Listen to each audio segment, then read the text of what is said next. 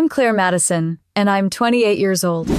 For 4 years, I gave up everything to care for my grandmother, my career, my social life, even my boyfriend. I did it because family was everything to me. But my parents, Mark and Linda, saw it as a job. When my grandmother passed, they got her $65 million, and with a cruel sneer, they threw me out of the house on Christmas night. I thought I had lost everything, but they had no idea what was coming next. The moment their lawyer laughed, their faces went pale because they never bothered to read the entire will. How can karma be so satisfying? Let me take you back to where it began. My parents, Mark and Linda, were another story. For as long as I could remember, they had this dream of a big life, the kind you see in magazines, all sunshine and fancy cars. They were always a bit restless, chasing the next big thing, the next get-rich-quick scheme. They were lovely people in their own way, but they lived in this permanent state of wanting more. I'd watch them buy things on credit they couldn't afford, justifying it all as a temporary struggle. My childhood was a whirlwind of new ideas, new jobs that never lasted, and a whole lot of moving from one rented house to the next. For years, they had been living in Miami, Florida, a place they insisted was a major upgrade for their social status. The truth was, they were barely scraping by. My dad, Mark, worked as a driver for a private car service, and my mom, Linda, was always trying to start some new business, selling everything from homemade jewelry to pyramid scheme wellness products. They called me often not to check in on me, but to ask for money. A couple hundred here, 1,000 there always, with a promise to pay me back when their next big idea took off. It never did, and I never saw the money again. My parents' endless pursuit of luxury was a stark contrast to my Grandma Eleanor's quiet life. Grandma Eleanor, who had always been my rock, lived in a small, comfortable house just outside Charlotte. Her house was filled with the smell of baked bread and old books, and it was a place where I always felt safe. She was a beacon of common sense and a quiet pillar of strength. She had worked her whole life as a school teacher and had saved diligently. She believed in hard work and self-reliance, values my parents seemed to have no use for. In the spring of 2020, Grandma Eleanor's health began to decline. It was a slow, heartbreaking slide. My parents, Mark and Linda, called me with the news. My mother's voice on the phone was a masterclass in performative grief. She said they would love to fly up and help, but their business was just taking off, and they simply couldn't leave. I knew they were lying. They were just looking for an excuse to not take on the responsibility. So without a second thought, I quit my job. It wasn't a hard decision to make. My grandma had done so much for me, and she needed me. I knew my 5-year plan was going to be delayed, but caring for her was more important. I moved into her spare room, and for the next 4 years, my world revolved around her. I spent my days cooking, cleaning, and just being there for her, a silent presence in her fading world. There were moments of clarity where she would smile and hold my hand and tell me how proud she was of me. Those were the moments that kept me going. My parents would call maybe once a month. They'd ask how she was doing, then quickly pivot to their latest financial woes. They'd complain about the rising cost of living in Miami, the terrible real estate market, and how they just couldn't catch a break. They never once offered to come help or to send money for her care. Their selfishness was so blatant it was almost laughable. I would sometimes just listen to them, my phone pressed to my ear, a bitter taste in my mouth, wondering if they knew the true meaning of family at all. I was in my own world, a world of medicine schedules, doctor's appointments, and comforting words whispered in a quiet room. I was so consumed with caring for my grandma that I barely noticed the world outside the friends. I was losing touch with the career I had put on hold. My boyfriend at the time, Michael, grew distant. He couldn't understand why I had to give up so much. He told me I was making a mistake, that my parents would never appreciate my sacrifice. He just didn't get it, and a few months later we broke up. I was alone, but I had my grandma. And for me, that was enough. The winter of 2024 arrived with a quiet solemnity. Grandma Eleanor had been steadily declining, and I had been living in a state of constant low-grade dread. The end felt close, a silent shadow creeping into the corners of our home. I was in the kitchen one evening chopping vegetables for a simple soup when my phone rang. The screen flashed my father's name, Mark. My heart sank. He rarely called unless he wanted something or had news, and given the state of things, I knew it wasn't going to be about his new real estate venture. I answered with a sigh. "Claire," he said, his voice unusually somber. "I'm so sorry to have to tell you this over the phone. I didn't need to hear the rest." The words got stuck in my throat, a knot of grief so tight I could barely breathe. I dropped the knife, the clatter echoing in the quiet room. "Dad, what is it, your grandmother?" he began, and I could hear the forced quaver in his voice, the practiced sadness. "She's gone, honey. She passed away in her sleep." A deep, bone-jarring cold washed over me. I sank to the floor, my hands shaking. I didn't cry. It was beyond tears. It was a complete and total silence inside me, a void where my rock used to be. The last 4 years of my life, the love, the sacrifice, the long nights of worry, all of it came crashing down in that one sentence. My father continued speaking his words, a blurry soundtrack to my despair. He was saying something about them flying up as soon as they could, about handling everything. It was all a performance, and even through my grief I could hear it. I simply said okay and hung up.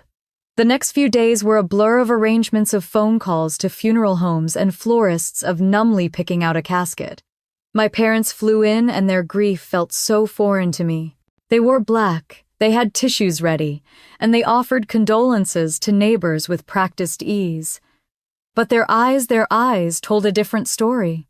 There was a lightness to them, a barely concealed relief that this chapter was finally closed. I could see it in the way my mother Linda smiled just a little too brightly when no one was looking, and in the way my dad's shoulders had visibly relaxed.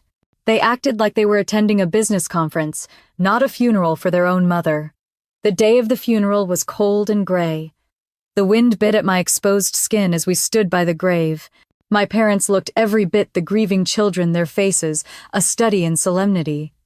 But their whispers were not about mourning. They were talking about the will, about the lawyer, a Mr. Davies, who was waiting for us at the bank after the ceremony. I felt a pang of disgust. Grandma Eleanor had just been laid to rest, and all they could think about was the money. After the burial, we drove to the bank. Mr. Davies was a kind-looking man with a silver head of hair and a gentle smile. He invited us into his office, and the air was thick with a tension that had nothing to do with grief. My parents sat with their backs straight, their hands folded neatly on their laps like two vultures waiting for a feast. I sat a bit slumped, my heart still aching with the finality of it all. Mr. Davies cleared his throat and began to read from the official document. He spoke of Grandma Eleanor's love for her family and her generosity.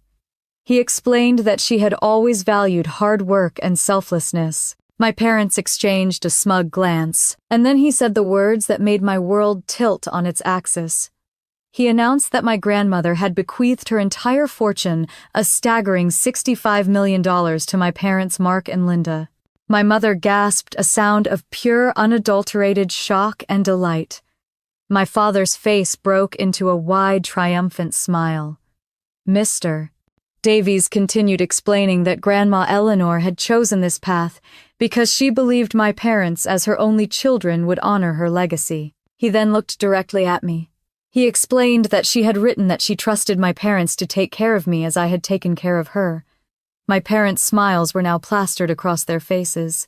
They looked at me as if to say, "See, we are good people." She knew it. I just sat there, my mind reeling. I wasn't angry, not yet. I was just numb. They got it all, the money, the validation. It was all theirs. The weeks that followed Grandma Eleanor's funeral were a blur of activity but not of grief. My parents, Mark and Linda, returned to Charlotte and promptly put Grandma's small, comfortable house on the market. They said they were going to find a new place for us, a place that was more fitting for their new status. They hired movers to pack up everything, but they were careless. The books I used to read to my grandma were tossed into boxes without a thought. Her beloved antique furniture was treated like junk. I watched it all with a detached curiosity, as if I were a stranger in my own home. My parents were consumed by their new wealth like children with a shiny new toy. They bought a new house, a monstrous mansion in a gated community, one of those places with a perfectly manicured lawn and a security guard at the gate. My mother called it their trophy home. They insisted I move in with them, telling me that this was the beginning of our new life together. I went along with it, hoping to find some semblance of the family I had lost, hoping this new wealth would somehow bring us closer, but it only seemed to create a bigger chasm. They spent money without a second thought. My dad, Mark, bought a brand new sports car, one of those flashy red ones that screeches when you hit the gas. My mother, Linda, filled the house with expensive art and designer furniture, telling me that every piece has a story. But I knew the real story was that it was all bought with my grandma's hard-earned money. They even hired a personal chef and a housekeeper. My parents had never lifted a finger to clean or cook in their lives, and now they were living like royalty. Christmas Eve arrived with a cold snap and the promise of snow. My parents were hosting a big party, their first big event, as the new rich Bennetts. I watched as people started to arrive. Relatives I hadn't seen since I was a child. Old family friends who never once called me to ask how my grandma was doing. They all came dressed in their finest, carrying expensive bottles of wine and wrapped gifts. They flocked around my parents, their faces a mixture of awe and envy. They all had the same questions. How did you do it? How did you get so lucky? I felt like a ghost in the crowded room. I tried to talk to a few cousins, but they were too busy marveling at the new chandelier. I tried to talk to my mother, who was holding court by the fireplace, her face lit up with a triumphant glow. I said, "Mom, can I talk to you for a second?" She just waved her hand dismissively and said, "Not now, Claire. I'm busy." My father was no different, laughing loudly at a story. An old friend was telling him about his new car. I realized then that I wasn't their daughter in that moment. I was just a background prop, a quiet reminder of the life they had left behind. Later that night, after most of the guests had left, I found my mother in the kitchen pouring herself a glass of champagne. I decided to try one more time. "Mom," I said, "I just wanted to say thank you for everything." She turned to me, her smile gone, replaced by a cold, hard stare. "Thank you," she said. "For what?" "For doing your job." I stood there confused. "My job?" I asked. "Yes, your job," she said. "You took care of your grandmother, and now we're reaping the rewards. You've done your part. You are no longer needed." I felt my heart shatter. It was worse than being ignored. It was being told that my years of sacrifice were nothing more than a transaction. "But Mom, I'm your daughter," I said, my voice trembling. "Oh, Claire," she said, her voice dripping with a condescending sweetness. "That's why we kept you around for so long. But now that we have money, we don't need you. You are a reminder of the life we used to have." She turned to my father, who was standing in the doorway, and said, "Mark, tell her." He just stood there, silent, his face blank. My mother's eyes narrowed. "You're useless now," she said. "You're just a drain on our resources. We have a life to live, a big, new, exciting life, and you don't fit into it." Before I could even protest, she grabbed my arm and dragged me to the front door. My father, with a strange, passive efficiency, started grabbing my few bags and boxes from the hallway closet and throwing them out onto the cold, snowy lawn. "Go," my mother said. "Go find your own life." I stood there in the freezing night, wearing just a thin sweater. I watched as my mother slammed the door shut, the sound of laughter and festive music still audible from inside. I was alone outside my own home on Christmas. The front door slammed shut with a sound that seemed to echo inside my chest. It was a final, terrible punctuation mark on a sentence I never saw coming. The cold air bit at my skin, and I shivered, not just from the temperature, but from the shock of it all. I was standing in the middle of a perfectly manicured lawn, my meager belongings scattered around me like trash. The warm glow of the Christmas lights inside the house seemed to mock me, a cruel reminder of the warmth and family I had just been thrown out of. I could still hear the muffled laughter and the faint strains of a holiday song. It felt like I was watching a movie of my own life, only I had just been cut from the scene. I picked up the small duffel bag that held what little I owned and slung it over my shoulder. I didn't have a plan. I didn't have a car. My parents had sold my old sedan when I moved in with my grandmother, promising to buy me a new one when the time was right. It was just another one of their empty promises. I walked down the driveway, the gravel crunching under my worn boots, and out onto the quiet street. The neighbors' houses were all lit up with festive lights, their windows promising cozy, loving scenes inside. I felt so alone, more alone than I had ever felt in my entire life. I walked for hours, just wandering through the cold night. The snow began to fall, tiny white flakes swirling down from the sky. It landed on my eyelashes and melted on my cheeks. I kept replaying my mother's words in my head. "You're useless now. Just a drain on our resources." I felt my heart ache with a pain so profound it almost took my breath away. All those years I had given up for them. I left my job. I lost my boyfriend. I put my dreams on hold. And for what? For a moment of clarity so brutal it almost killed me. They didn't see my sacrifice as a gift. They saw it as an obligation that had finally been fulfilled. The city of Charlotte, which had always felt like home now, felt like a cold, unfamiliar place. I walked past a diner, its windows steamy and warm, and watched as a family laughed over hot coffee and pancakes. I felt a lump form in my throat, a physical manifestation of my loneliness. I just kept walking, my feet numb, my mind a blank slate of despair. I couldn't go back to my old apartment. I had given it up when I moved in with my grandmother. I had no one to call. My old friends from my marketing job had grown distant. My phone was dead anyway. It was almost dawn when I finally made it to my friend Jennifer's apartment. Jennifer was my best friend from college. We had always been close, but our friendship had also taken a back seat to my responsibilities. I stood outside her building, a cold, broken mess, and rang the doorbell. I felt a wave of shame wash over me. I hadn't called her in months. I had no right to show up on her doorstep like this. A few seconds later, the door buzzed, and I walked inside. I took the elevator up to her floor, and when she opened her door, she just stood there, her eyes wide with shock. Her hair was messy, and she was wearing a big, comfortable-looking sweatshirt. "Claire," she said, her voice filled with concern. I just stood there, my clothes covered in snow, my eyes full of tears. I didn't say a word. I just walked past her and collapsed on her couch. It was then that I finally broke down. I sobbed, a deep, guttural sound that came from the very depths of my soul. It was a cry for my grandmother, for my lost life, and for the family that had betrayed me. Jennifer just sat there with me, a comforting hand on my back, a silent presence in the room. She didn't ask questions. She just let me cry, the kind of cry that washes away all the pain and leaves you empty and raw. When I was finally done, she brought me a warm blanket and a hot cup of tea. We sat in silence for a while, and then she said, "What happened, Claire?" I began to tell her everything. I told her about the diabolical new life my parents were living, about how my mother had called me useless, about how they had thrown me out onto the street. I told her about the money, the $65 million my grandmother had left them.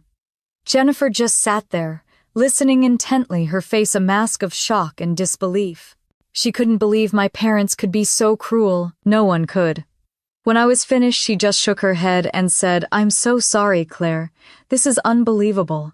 She promised me I could stay with her for as long as I needed. It was the first act of unconditional kindness I had received in a long time. It felt like a small comforting balm on a deep and festering wound. For the first time since my parents had thrown me out, I felt a glimmer of hope. That first night on Jennifer's couch, I didn't sleep at all. My mind was racing, trying to make sense of the past 4 years of the life that had just been erased. My parents had told me I was useless, but I knew in my heart that it wasn't true. I had given up everything to care for my grandmother, and I had done it with a pure heart. The glimmer of hope I felt was that I had a roof over my head and a friend who was willing to stand by me. That was a lot more than I had just a few hours before. The next morning, Jennifer and I sat down with a pot of coffee and a laptop. "We need to get you an attorney," she said. Her voice was firm, and it was exactly what I needed to hear. We spent the morning looking up lawyers in Charlotte, specifically those who specialized in estate law. It was a difficult search. The city was a small town in a lot of ways, and a lawyer who was good at what they did was a known quantity. We found a few names and Jennifer started making calls. The first call was to a Mr. Evans, a slick, fast-talking man with a reputation for winning. He listened to my story, his voice a steady stream of "uh-hus," and "I see." I could almost hear the gears turning in his head. When I was finished, he said, "It sounds like a difficult case, Claire. Your parents have a legal will, and they have the money to hire the best. You're going to need a lot of resources to fight this, and even then there's no guarantee of a win." I felt a knot form in my stomach. He was right. I had no money. I had no job. I had nothing to offer an expensive lawyer. He told me he couldn't take my case on unless I could come up with a retainer of at least $20,000. The next few calls were no better. One lawyer laughed at me, telling me that family drama was not a legal issue. Another told me that unless I had proof of foul play or a second will, I had no case. I felt my small glimmer of hope beginning to flicker and die. Every time a lawyer said no, a little piece of me broke. It was a cruel reminder of how little control I had over my own life. I was at the mercy of my parents and their seemingly endless fortune. The days blurred into a week. I spent my time sending out resumes, but with a 4-year gap in my work history, no one was calling me back. I tried to stay positive, but it was hard.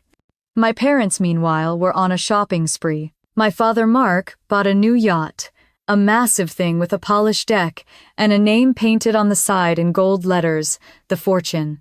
My mother, Linda, was posting pictures on her social media pictures of a new $3 million mansion in Miami, pictures of herself in designer clothes. It was a public display of their new wealth, a constant reminder of what I had lost. One day, I was at a coffee shop and a woman I used to work with came up to me. Her name was Sarah. She was kind and gentle, and she asked me what I was doing. I told her the whole story. She listened with an open heart, and when I was finished, she just sat there in silence for a while. "I don't know what to say, Claire," she finally said. "It's just so awful." I agreed. It was awful. I went home to Jennifer's apartment that night feeling defeated. I had been knocked down so many times that I was starting to believe I was a punching bag. I felt a wave of despair wash over me, a feeling that I was trapped in this nightmare. I had lost my grandmother, my parents, my home, and now it seemed my future. I lay on the couch, staring at the ceiling, feeling the weight of the world on my shoulders. I wanted to give up. I wanted to just curl up and disappear. But a small part of me, a small voice inside, refused. I knew I couldn't give up. Not yet. I had to keep fighting. For my grandmother. For myself. The question was, what was there left to fight for? I had hit rock bottom. I just didn't know how to climb back up. The next morning I woke up on Jennifer's couch, feeling a heaviness I couldn't shake. The coffee she made for me tasted like a bitter defeat, and the sun shining through the window seemed to mock my despair. My whole world had crumbled into dust, and I had no idea how to start building it back up. I spent the day trying to distract myself. I cleaned Jennifer's kitchen, folded her laundry, anything to keep my mind from replaying the brutal final scene with my parents. It was no use. The words "you're useless now" were burned into my brain. A constant cruel whisper that followed me wherever I went. Jennifer, bless her heart, tried to cheer me up. She took me to a cafe for lunch, but I barely touched my food. She suggested we go to a movie, but I just couldn't. I felt like a zombie just going through the motions. I was so exhausted emotionally and physically that all I wanted to do was curl up in a ball and disappear. I was tired of fighting, tired of hoping, and tired of pretending that everything was going to be okay. That evening, I was sitting on the couch staring at my phone. It was completely silent. No new emails from prospective employers, no texts from old friends, just the blank, unforgiving screen. I was about to turn it off when an unknown number flashed on the screen. I almost didn't answer. It could have been anyone, a telemarketer, a wrong number. But something, a strange, unexplainable instinct made me slide my finger across the screen and say hello. "Claire Madison," a man's voice asked.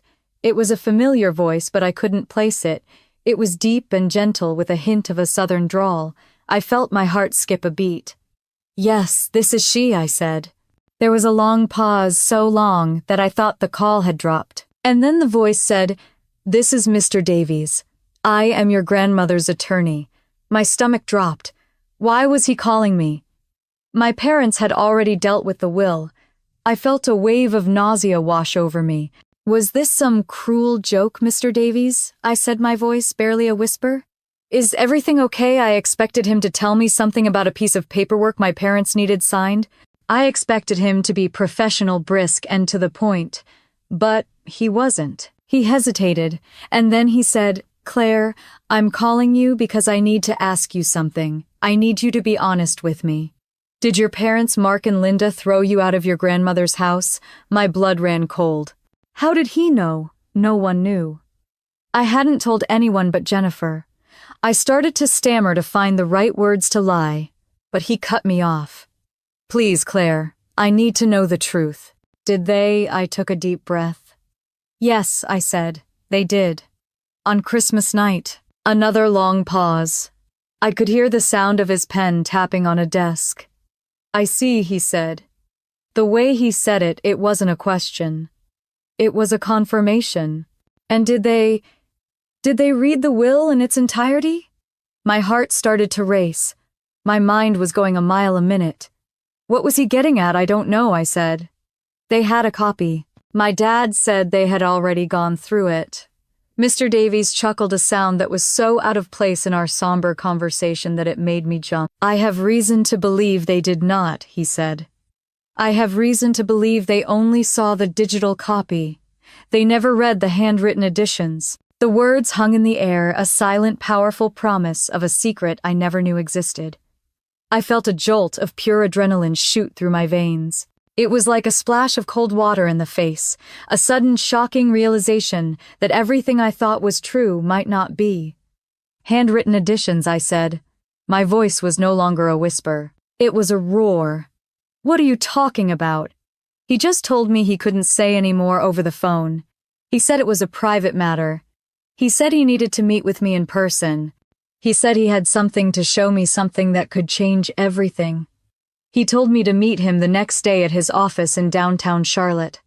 And with that, he hung up the phone. I just stood there, my hand shaking, a crazy, ridiculous, insane glimmer of hope burning inside me once more. That night I barely slept. The hope I felt was a strange, nervous energy coursing through my veins. It was a terrifying feeling. I had been in a state of quiet despair for so long that this sudden burst of adrenaline felt almost unnatural. I kept replaying Mr. Davies' words in my head. Handwritten editions. What could that possibly mean? I was too afraid to let myself believe it was real. Too afraid that this was just a trick of fate. Another cruel joke. But there was a part of me, a small, stubborn part, that refused to let go. The next morning I told Jennifer about the call. Her eyes widened and she gasped. "A secret will," she said. Her voice was full of a giddy excitement I hadn't felt in years. "This is a movie, Claire. This is exactly what happens in the movies." I tried to temper her enthusiasm.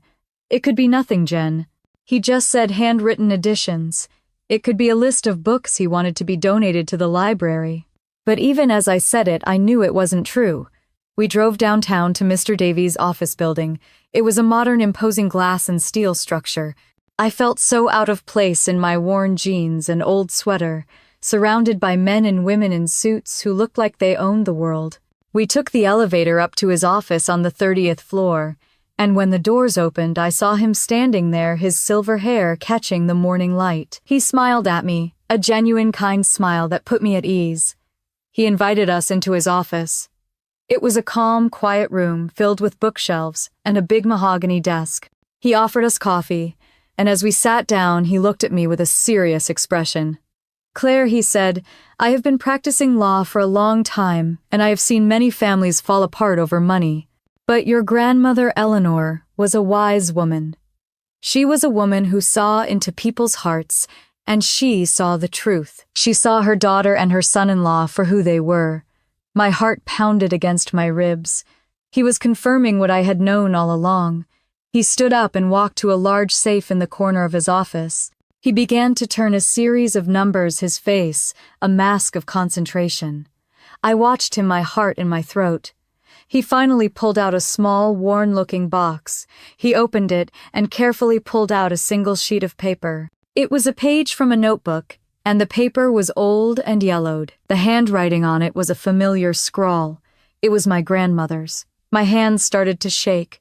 I felt like I was holding a piece of her wisdom and her love. "This is what I was talking about on the phone," Mr. Davies said. "This is a handwritten addendum to her will.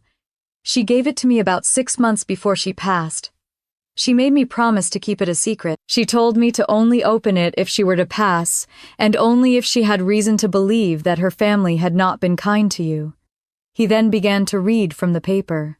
The words were my grandmother's, but the message was a complete surprise. She had written that she knew that her son and daughter-in-law were greedy and that they would likely not take care of me. She said that she knew that my parents would see me as a burden and that they would try to cut me out of their lives as soon as they had her money. It was eerie how well she knew them. It was as if she had looked into the future. Then he read the final clause. "Mark and Linda must ensure Claire has a stable place to live, include her in major family financial decisions, and assist her in securing employment within 1 year of my passing. If they do not fulfill these conditions, 85% of my estate will be placed in a trust for Claire to manage." I just sat there completely stunned. My grandmother, my sweet, gentle grandmother, had orchestrated this entire thing. She had seen their greed coming a mile away. She had seen their selfishness and their lack of character, and she had done something about it. I looked at Jennifer, and her eyes were wide with shock. Mr. Davies just sat there watching my reaction, a small, knowing smile on his face. "She told me that she hoped they would not be so foolish as to throw you out," he said. "She hoped that they would honor her memory, but if they didn't, she wanted to make sure that you were taken care of."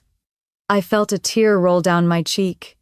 It was a tear of sadness for a woman I loved so much, but also a tear of joy. She had not only taken care of me, she had trusted me.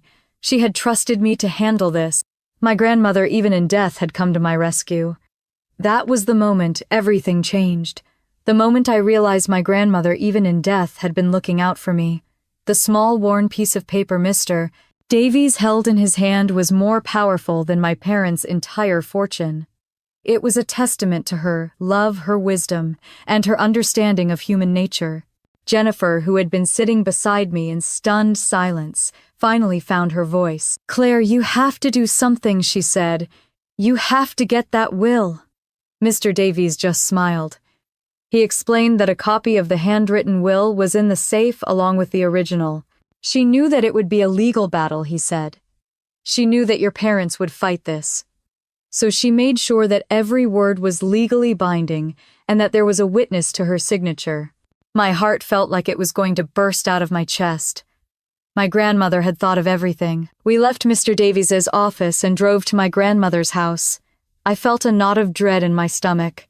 The house was now owned by my parents, and I knew that going there was a risk. But Mr. Davies insisted that we needed to get the original handwritten will.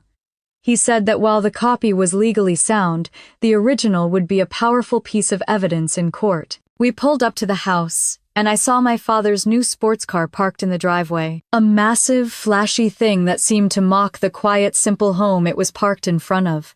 We walked up to the front door, and I felt a wave of anxiety. What if they were home? What if they saw us? We tried the door, and to my surprise, it was unlocked. We walked inside, and my heart sank. The house was no longer my grandmother's home. It was a showroom. The old worn furniture was gone, replaced by modern minimalist pieces. The walls, which had been covered in family photos, were now bare. It was as if my parents had erased every trace of my grandmother. My stomach churned. It was more painful than seeing them live in luxury. This was a desecration. We went straight to the bedroom, my grandmother's room. It too had been gutted. My parents had already started to move things out, leaving a few empty boxes on the floor. I walked to the old dresser, the one that had been in her family for generations. My grandmother had always kept a small black notebook in the top drawer. I opened the drawer, my hands shaking. The notebook was still there. I opened it to the very last page, and there it was. The will.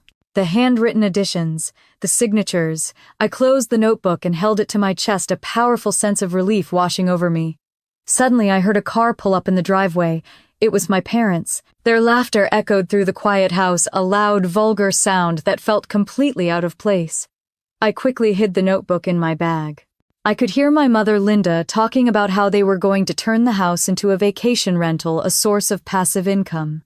I felt a wave of rage so powerful it almost knocked me over. I was about to walk out and confront them when my dad, Mark, walked into the room. He stopped dead in his tracks when he saw me. His face, which had been flushed with excitement, went pale. "Claire," he stammered, "what are you doing here?" My mother, Linda, walked into the room and her eyes went wide with shock. "What is going on?" she said. "Why is she here?" I just stood there, a small knowing smile on my face. "I'm just getting a few things I left behind," I said. They both looked at me with a mixture of suspicion and fear. They knew something was wrong. They just didn't know what. "You don't need to worry about me anymore," I said. My voice was calm and steady, completely devoid of the hurt I had felt just a few weeks ago. They just stood there silent, watching me. I walked past them, the small black notebook, a heavy weight in my bag, a weight that felt like the beginning of a new chapter. We left the house in a hurry, my heart pounding in my chest. The confrontation had been brief, but the look on my parents' faces was a potent mix of suspicion and fear. They had no idea what was happening, and that ignorance was the most powerful weapon I had. As Jennifer and I drove away, a sense of quiet triumph settled over me. This wasn't about the money anymore. It was about justice. It was about proving to myself, to my parents, and to the world that what they had done was wrong. The next day, Mr. Davies filed a formal lawsuit. The legal documents arrived at my parents' new mansion in Miami a few days later, and I could only imagine the shock and disbelief on their faces. Their response was immediate and aggressive. They hired a team of high-powered attorneys from one of the biggest law firms in Florida. The lawyers' first move was to try and discredit me. They claimed that the handwritten will was a forgery, and that I had coerced my grandmother into writing it. They told the media in a carefully worded press release that I was a bitter, disgruntled family member who was trying to steal my parents' rightful inheritance. I felt a pang of old pain, but this time it was a brief one. I knew the truth, and I knew I had a powerful ally in Mr. Davies. The trial began in a small, quiet courtroom in Charlotte. The room was sterile and cold, filled with the tension of a family at war. My parents, dressed in expensive designer clothes, sat on one side of the room. They looked confident, arrogant, as if this were just a minor inconvenience, a simple business transaction that would soon be over. I sat on the other side beside Mr. Davies, feeling a strange calm. This was my moment to tell my story, to finally be heard. My parents' lawyers went first. They painted a picture of me as a manipulative, greedy granddaughter who had taken advantage of my poor, frail grandmother. They tried to poke holes in my story to make me out to be a liar. I watched as they twisted my words, as they took my love and devotion and turned it into a cold, calculated transaction. They called my parents to the stand, and they both lied with a straight face, their voices dripping with a feigned sadness. My father, Mark, said that he had always loved me and that I was like a daughter to him. It was a cruel joke, and then it was our turn. Mr. Davies stood up and walked to the front of the courtroom. He was calm and methodical, a stark contrast to the aggressive lawyers on the other side of the room. He began his argument by telling the story of my grandmother, a story of her wisdom, her kindness, and her foresight. He then held up the handwritten will, the small black notebook my grandmother had kept in her dresser drawer. He explained that my grandmother had been in perfect mental health when she wrote it, and that she had signed it in the presence of a witness, a notarized witness. He then called a certified handwriting expert to the stand, a woman who confirmed that the handwriting was without a doubt my grandmother's. I saw my father, Mark, shift uncomfortably in his seat, the first crack in their armor. But the real blow came next. Mr. Davies presented his final pieces of evidence. He presented the audio recording I had secretly made on my phone, the one of my mother saying, "You're useless now." He played a series of text messages from my parents to their friends' texts, where they complained about me, mocked me, and celebrated the fact that they had kicked me out on Christmas. He even showed a video my mother had posted on her social media, a video of her laughing, sipping champagne, as my belongings were being thrown out onto the snow-covered lawn. The air in the courtroom felt thick with a quiet shame. My parents' faces went from pale to ashen. The looks they had given me throughout the trial, looks of smug superiority, were replaced by looks of pure, unadulterated fear. They realized they had been caught. They had been caught not only in a legal lie, but in a lie to themselves. The trial came to a close quickly. The evidence was simply too overwhelming. The judge ruled in my favor. Not only was the will legally binding, but he also ordered a full investigation into my parents' actions. He said that what they had done was a clear case of fraud and that they would be held accountable. I just sat there, my mind reeling. I had won. I had not only won the money, I had won back my self-worth. I had won back my life. It was over. That was the moment everything changed. The moment I realized my grandmother, even in death, had been looking out for me. The small worn piece of paper Mr. Davies held in his hand was more powerful than my parents' entire fortune. It was a testament to her love, her wisdom, and her understanding of human nature. Jennifer, who had been sitting beside me in stunned silence, finally found her voice. "Claire, you have to do something," she said. "You have to get that will." Mr. Davies just smiled. He explained that a copy of the handwritten will was in the safe along with the original. "She knew that it would be a legal battle," he said. "She knew that your parents would fight this. So she made sure that every word was legally binding and that there was a witness to her signature." My heart felt like it was going to burst out of my chest. My grandmother had thought of everything. We left Mr. Davies's office and drove to my grandmother's house. I felt a knot of dread in my stomach. The house was now owned by my parents, and I knew that going there was a risk. But Mr. Davies insisted that we needed to get the original handwritten will. He said that while the copy was legally sound, the original would be a powerful piece of evidence in court. We pulled up to the house and I saw my father's new sports car parked in the driveway. A massive, flashy thing that seemed to mock the quiet, simple home it was parked in front of. We walked up to the front door and I felt a wave of anxiety. What if they were home? What if they saw us? We tried the door and to my surprise it was unlocked. We walked inside and my heart sank. The house was no longer my grandmother's home. It was a showroom. The old, worn furniture was gone, replaced by modern, minimalist pieces. The walls, which had been covered in family photos, were now bare. It was as if my parents had erased every trace of my grandmother. My stomach churned. It was more painful than seeing them live in luxury. This was a desecration. We went straight to the bedroom. My grandmother's room. It too had been gutted. My parents had already started to move things out, leaving a few empty boxes on the floor. I walked to the old dresser, the one that had been in her family for generations. My grandmother had always kept a small black notebook in the top drawer. I opened the drawer, my hands shaking. The notebook was still there. I opened it to the very last page, and there it was. The will, the handwritten additions, the signatures. I closed the notebook and held it to my chest, a powerful sense of relief washing over me. Suddenly I heard a car pull up in the driveway. It was my parents. Their laughter echoed through the quiet house, a loud, vulgar sound that felt completely out of place. I quickly hid the notebook in my bag. I could hear my mother, Linda, talking about how they were going to turn the house into a vacation rental, a source of passive income. I felt a wave of rage so powerful, it almost knocked me over. I was about to walk out and confront them when my dad, Mark, walked into the room. He stopped dead in his tracks when he saw me. His face, which had been flushed with excitement, went pale. "Claire," he stammered, "what are you doing here?" My mother, Linda, walked into the room, and her eyes went wide with shock.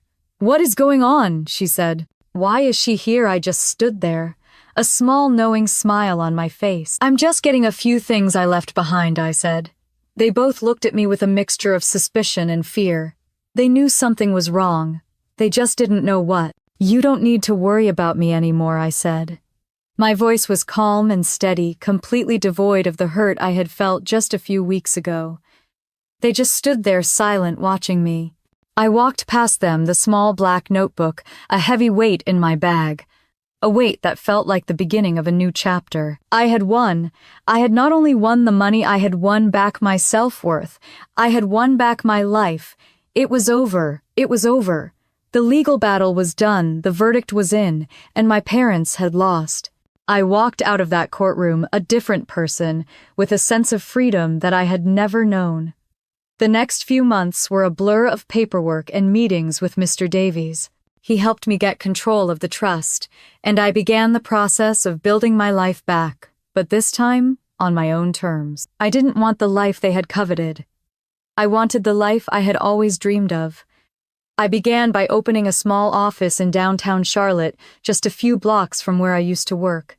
I bought a new desk, a few chairs, and a comfortable rug. My first hire was Jennifer. She had been my rock through it all, and I knew I could trust her completely. We worked tirelessly building the business from the ground up. I put all my knowledge and passion for financial planning and organization into it. We named it Eleanor's Legacy, a way of honoring the woman who had made it all possible. Our first few clients were small, but they were a start. We worked with young families and single women, helping them build their financial futures, just as I had always dreamed of doing. It was a fulfilling job, and I loved every minute of it. I found a sense of purpose that had been missing from my life for years. I was no longer a victim. I was a survivor, a businesswoman, a success. Meanwhile, I watched from afar as my parents' world began to crumble. The investigation into their fraudulent activities led to a series of legal battles, and their extravagant spending continued unabated. They were still living in their Miami mansion, still throwing lavish parties, still parading their new wealth in front of the world. But now, it was all a house of cards. They were quickly running out of money, and the legal fees were piling up. A year passed. My business was thriving, my life was full, and I had found a quiet peace. The phone call came on a Tuesday afternoon. It was an unknown number, and for a second I thought about not answering it. But a strange impulse made me pick up. "Hello," I said. There was a long pause, and then I heard a voice so filled with desperation that I barely recognized it. It was my father, Mark. "Claire," he stammered, "is that you?" I just stood there silent. The last time I had seen him, he was leaving the courtroom, his face a mask of shame and fury. "Claire, please don't hang up," he said. His voice cracked, and I could hear the desperation in his tone. I need to talk to you. I'm sorry." The apology felt hollow, empty. "What do you want, Dad?" I said. The word felt strange on my tongue. I'm a mess," he said. "Your mother left. She took everything. The house, the cars, all of it. I'm broke. I lost everything." My heart felt a pang of something, not sympathy, but something close to it. It was a quiet acknowledgement that karma was real. "I have nowhere to go, Claire," he said. "I'm living in a motel. I have nothing." He was crying now, a deep guttural sob that I had never heard before. I just listened. All those years I had given up for them, all the money I had, lent them all the pain they had caused me. It was all coming back to them now. He began to talk about how he and Linda had been living in a dream world, a world of endless parties and lavish spending. He said that my mother, Linda, had been living a lie, and that when the money ran out, she had left. He said that he was alone, and that he had nothing. I felt a strange sense of closure. My father had lost everything not because of me, but because of his own greed. "I never knew," he said, his voice full of regret. "I never knew that your grandmother was so wise. I never knew that she had seen right through us." It was the most honest thing he had ever said to me. I just listened in silence, and when he was done, I said, "Dad, I forgive you. But I can't help you." There was a long silence, and then he hung up the phone. I just stood there holding my phone, a single tear rolling down my cheek. It wasn't a tear of sadness. It was a tear of peace. That phone call, it was the final closing of a door that had been left ajar for too long. His voice, once so full of arrogance and entitlement, was now broken, filled with the echo of his own ruin. I listened to him confess his misery, his loss, and the sudden brutal reality of his situation. I didn't feel happiness or revenge. I felt a deep, profound sense of peace. The tears that rolled down my cheeks weren't for him, they were for me. A tear of peace, a quiet acknowledgement that I had won not in a courtroom but in my soul. I had won back my life. It was over. It has been a year since that day, a year filled with purpose and a peace I never thought possible. My business, Eleanor's Legacy, is thriving. What began as a small, humble office with just Jennifer and me has now grown into a flourishing firm with 5 dedicated employees. We've moved into a bigger office in downtown Charlotte, a beautiful space with floor-to-ceiling windows that look out over the city. Every morning as the sun rises, I am filled with a sense of gratitude, not just for the success, but for the opportunity. I am no longer a victim. I am a survivor, an entrepreneur, and a leader. My relationship with Jennifer has deepened into something more than just friendship. She is the family I chose, the person who stood by me when my own blood turned their backs. We are a team, a partnership built on trust and mutual respect. She is the first one I go to for advice, the first one I celebrate with, and the first one I lean on when things get tough. I realize now that a family is not defined by blood, but by the love and loyalty we choose to give. I am a richer woman for having her in my life. I have come to realize that my grandmother's gift to me was not the money. The money was just a tool, a means to an end. Her real gift was the opportunity to rebuild my life on my own terms. She knew that I was a strong, capable woman. She knew that I would not let the money change me. She knew that I would use it to build something meaningful, something that would honor her legacy. I have started a foundation in her name. A foundation that helps young women who are in financial trouble, who are in need of a fresh start. It's my way of paying it forward, of honoring the woman who gave me everything. The betrayal that once defined my story has become merely a chapter in a much larger narrative of growth and self-discovery. It was a painful chapter, a heartbreaking one, but it taught me things I never would have learned otherwise. It taught me the true meaning of family.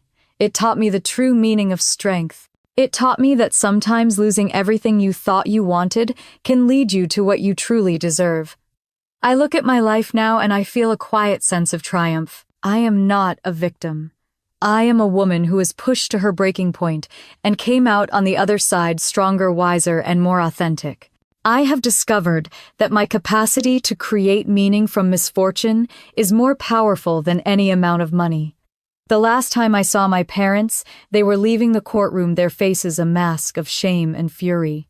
They lost everything not because of me, but because of their own endless, insatiable greed. The very money they had craved and fought for was the one thing that was taken away from them. Their life of luxury was built on a foundation of lies, and like all lies, it eventually crumbled. They went from being millionaires to being broke, homeless, and alone. I feel a quiet satisfaction in that, a sense of justice being served, a feeling that karma is a very real thing. They were left with nothing, and I was left with a life full of purpose, love, and fulfillment. The story I've told you is a painful one, but it is a story of hope and resilience. It is a story about a woman who was betrayed by the people she loved most, and who found a way to heal and to thrive.